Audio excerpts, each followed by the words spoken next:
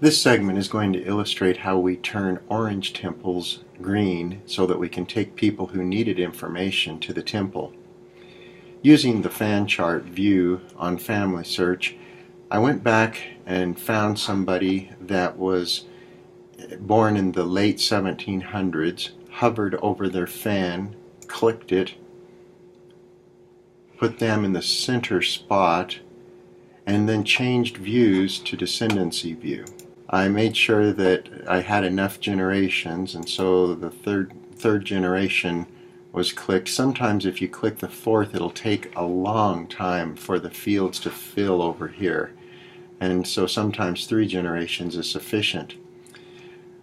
You'll notice I've got orange temples here for Nancy Bishop and for Fred Bishop, and I've got green temples for Helen and Francis Estline. If I click on their name once, their card will come up and I can see that they need sealing to parents, and I've got very good information about Helen. When I go to the person with the orange temple, click on their name, I don't have a birthplace and I only have a vague birth date with no death date. As a result, I need more information, but it appears that they need all of their ordinances. So I'm kind of excited to try to find enough information to turn this gold temple green and be able to take Nancy and Fred to the temple, since they both appear to need all of their ordinances, where the 2 green temples only need the sealing to parent. Now, sealing to parent's a wonderful ordinance, but to be able to provide all the ordinances is even more exciting. I don't think I'm going to start researching from Nancy's person page, since she has such little information to begin with. I might have a very hard time finding sources and help. So I'll start with Helen. I click on hers, and then when I come to her person, instead of clicking her person page and losing this view of the descendancy view, I'm just going to right click on person and open link in a new tab. Then I'm going to spend the primary amount of my time on this new tab that I've created for Helen Bishop. We first want to conduct that quick interview that we've talked about, where we look over her information.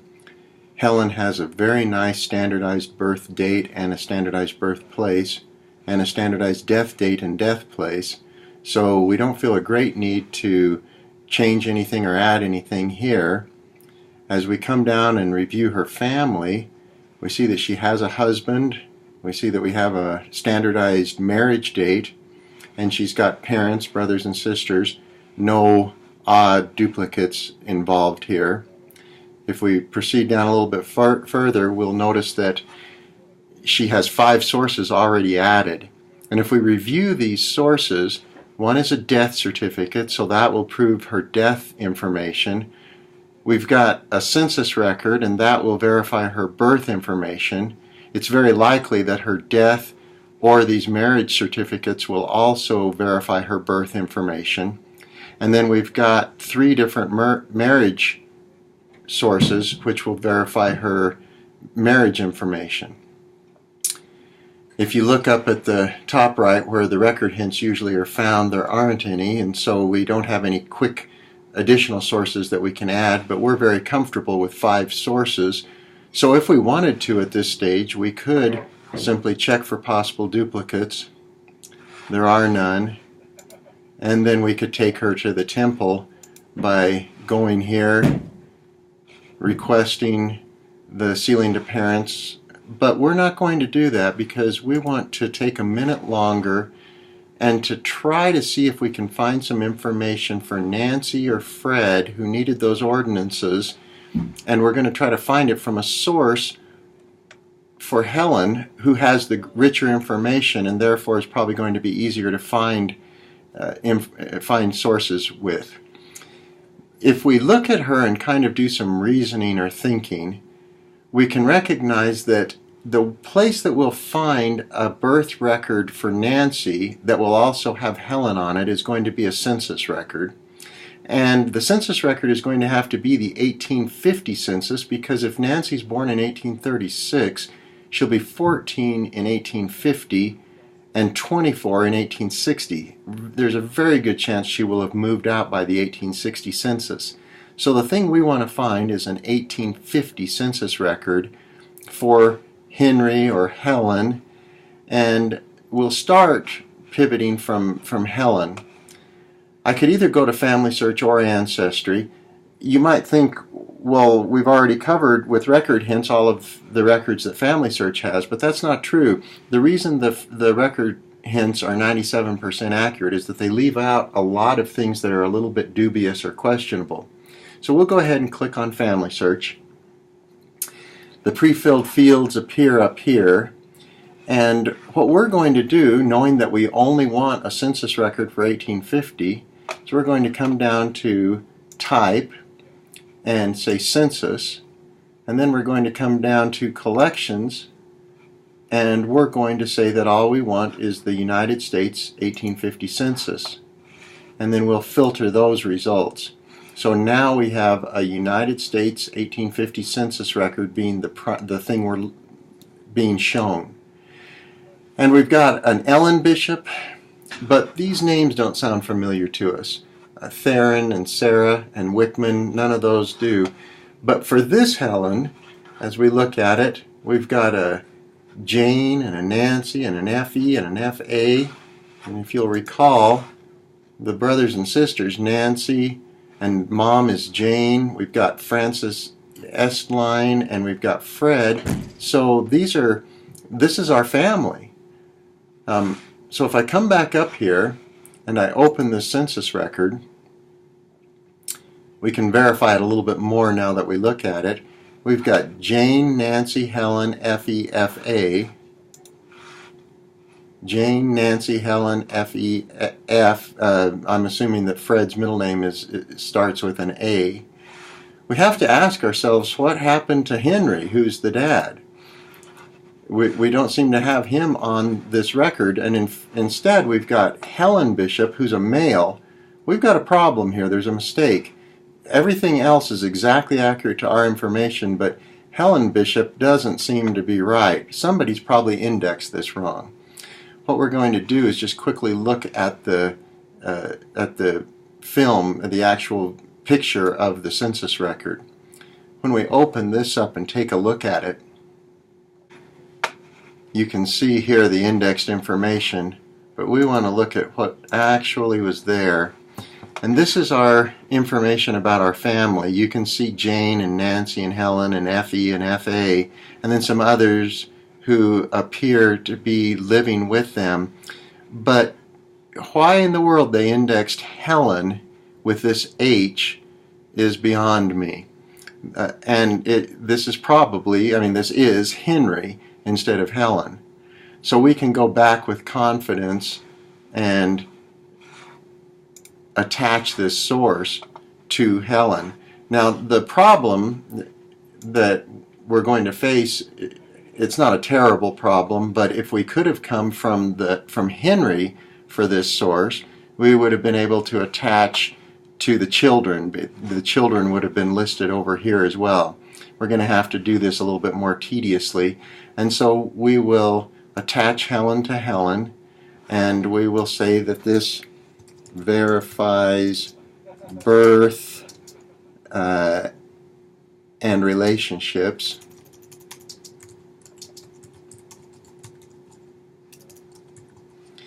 And then we will attach it. But first, before we attach it, we want to add this to our source box so that we'll be able to go back and bring it into the other people. So at this point we attach it. It doesn't give us the option to attach to any of the other people. Levi isn't yet on the census because we won't find that until Helen gets married to him. So now at this point we'll go back to Helen. We've added an additional source, and so now there will be 6 sources in Helen's information instead of the 5 we had before. But we don't really care about this source for Helen. We didn't need that. What we care about this source for is Nancy and Fred.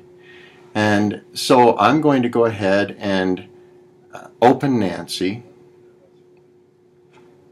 and open her person page.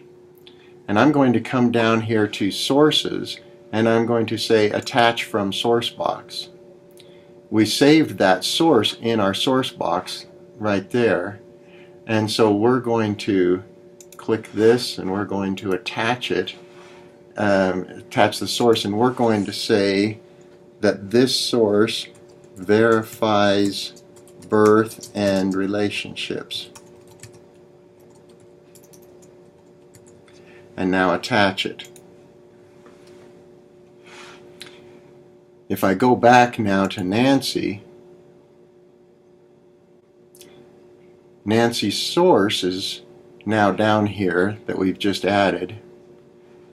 And I'm going to open this source. It's not tagged to anything. I'm going to tag it to her name, her sex, and her birth.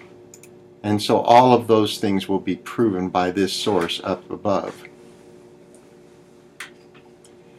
Now let's go up to her birth date, and we want to change this birth date. We're going to edit it, but first we better take a look at it one more time.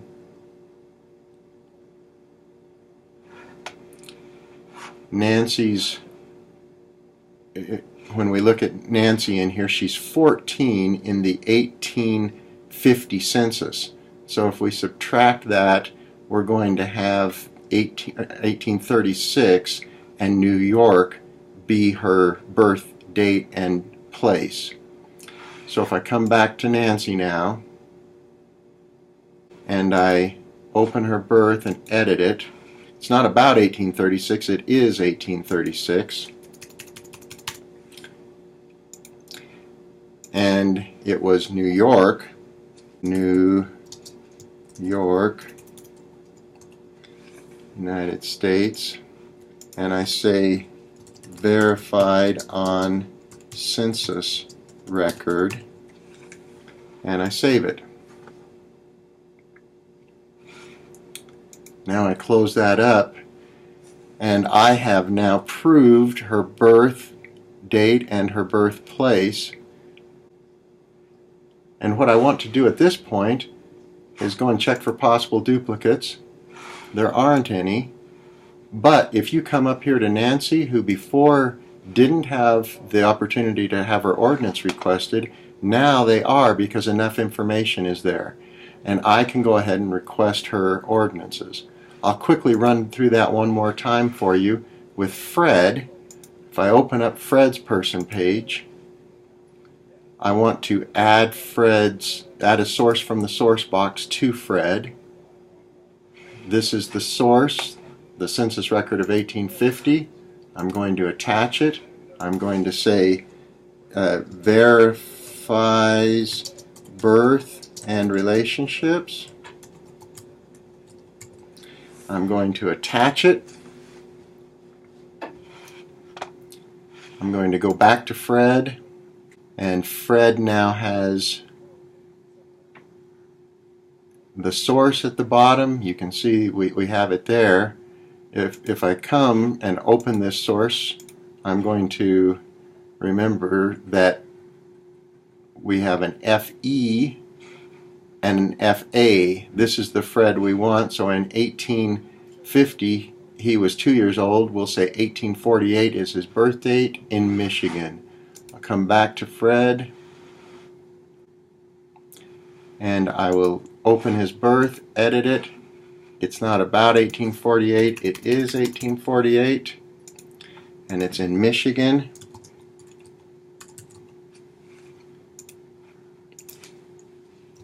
Verified on census record.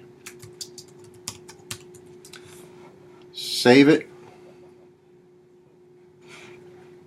Close it. I now have a good birth date, birthplace. If I check for duplicates, there are none. I could go and look for some more records to prove some other things, maybe to find his death date, but I have enough to take him to the temple if I want to. it's all changed. What used to be needing more information are now green temples, and I can take him, I could request him at this point as well.